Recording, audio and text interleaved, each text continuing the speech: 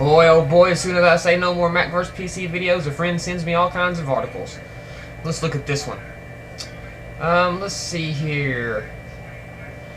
Here's one talking about XP and before. It says critical, this is this year too, of May. Just not even a month ago this article was written, May 28th.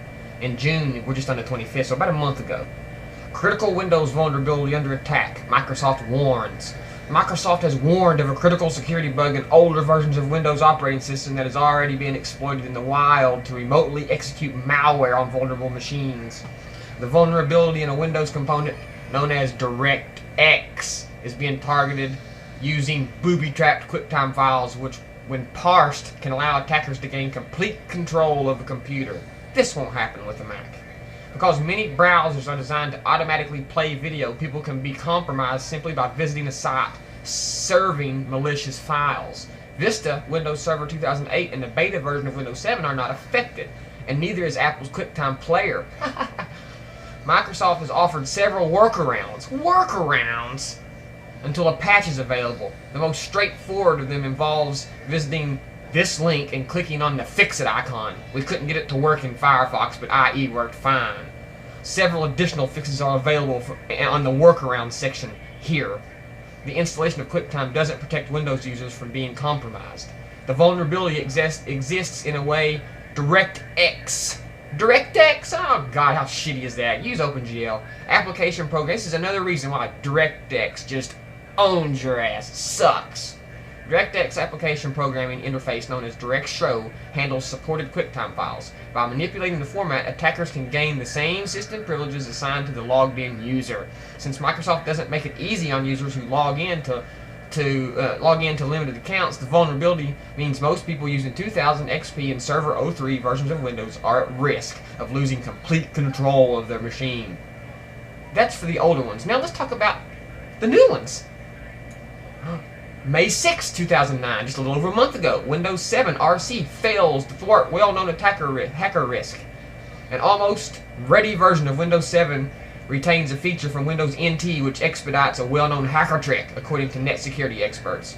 Windows 7 release client omits a fix for a long-standing security shortcoming in Windows Explorer. As with previous versions of Windows dating all the way back to NT, the versions of Windows Explorer in Windows 7 hides the extension of known file types. This is a potential problem because virus writers abuse this feature in attempts to disguise executable as document files. For example, if virus.exe is renamed as virus.txt.exe or virus.jpeg.exe, then Windows hides the exe part of the file name.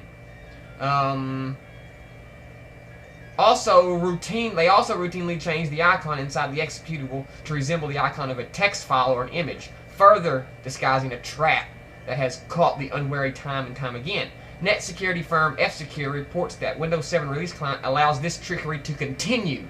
A blog post by F-Secure on the problem, complete with screenshots, can be found here at this link. It's possible that Microsoft will thwart this particular social engineering trick once the full version of the software becomes available in late October.